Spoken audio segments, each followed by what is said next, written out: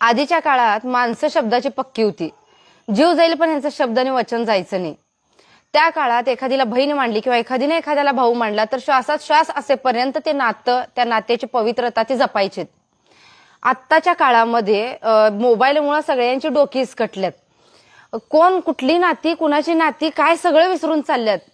त्यांच्या डोक्यात हिंडून फिरून एकच विषय असते, तो जे तुम्ही समजताय तो. तसंच आता मी ज्या उदाहरणं जी बघितल्यात ना, त्याच्यामध्ये काय काय बायका आहेत का नाही, लग्नानंतर ह्यांचा मांडलेला भाऊ असतोय. सगळ्या समाजात सांगताना जेव्हा माझा मांडलेला भाऊ आहे, जेवायला यायला लागला, इकडं जायला लागले, मग भावाने हे घेतलं, भावानं ते घेतलं. पण त्याच्या मागं ह्यांचं वेगळंच नातं चालू झालेलं असते.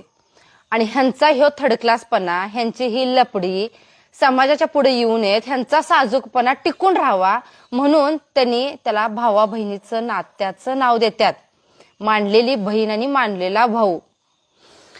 मला काय सांगायचं आहे, तुम्हाला जी काय लपडी करायची आहे, जी काय घाण करायची आहे ना, तर ती तुमच्या धमक असेल का नाही तर करा, ती निस्तरायची ताकद ठेवा.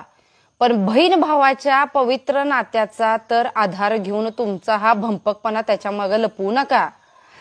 त्यामुळं ह्या असल्या काही माणसांमुळं, बायकांमुळे का नाही, जी खरोखर मनापासून एखाद्याला भाऊ मानतात, एखादीला बहीण मानतात, त्यांना सुद्धा गालबोट लागायचं शक्यता असते.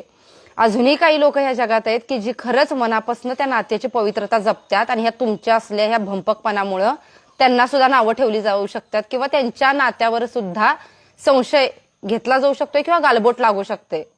त्यामुळे प्लीज कृपा करून कुठं घाण करायचे ते घरा, पण भावा बहिणीच्या नात्याचा आधार घेऊन असलं धंद चालवू नका. तुमचा साजूकपणा टिकवण्यासाठी त्या नात्याचा वापर करू नका.